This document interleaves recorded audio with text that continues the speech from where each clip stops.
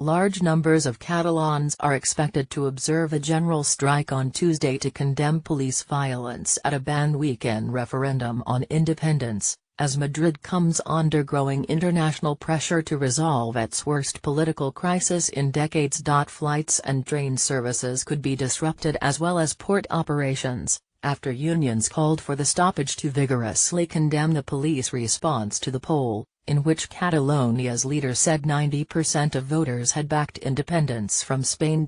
Barcelona's public universities are expected to join the strike, as is the Contemporary Art Museum and the Sagrada Familia, the basilica designed by Antoni Gaudí and one of the city's most popular tourist sites.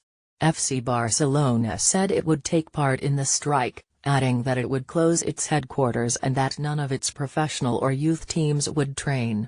"I am convinced that this strike will be widely followed," the Catalan leader, Carles Puigdemont, said before the protest. Jordi Cuixart, the leader of the pro-independence group Òmnium Cultural, said on Monday that a general strike was the best response the Catalan people can make to the attacks on us yesterday and in recent weeks. The central government has vowed to stop the wealthy northeastern region, which accounts for a fifth of Spain's GDP, breaking away from Spain, and has dismissed Sunday's poll as unconstitutional and a farce.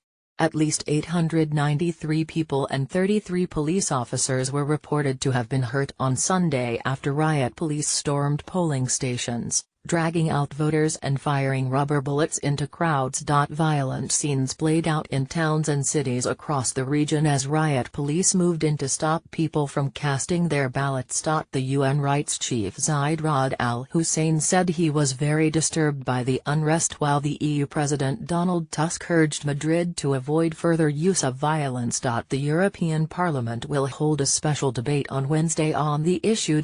Play video 102. We call on all relevant players to now move very swiftly from confrontation to dialogue. Violence can never be an instrument in politics, the European Commission spokesman Margaritas Chinas said, breaking weeks of virtual EU silence on the Catalan issue. Residents in many cities briefly stopped work at midday on Monday and descended onto the streets in solemn protest. In Barcelona, municipal police said about 15,000 people had stopped traffic as they rallied, many draped in the blue, yellow and red Isleta flag used by Catalan separatists, shouting, "The streets will always be ours." This was the norm under Franco, the crowd chanted, referring to the former dictator Francisco Franco, whose 1939–75 regime repressed Catalan language and culture. The government of the Prime Minister, Mariano Rajoy, held emergency talks after Puigdemont declared on Sunday that Catalonia had won the right to an independent state.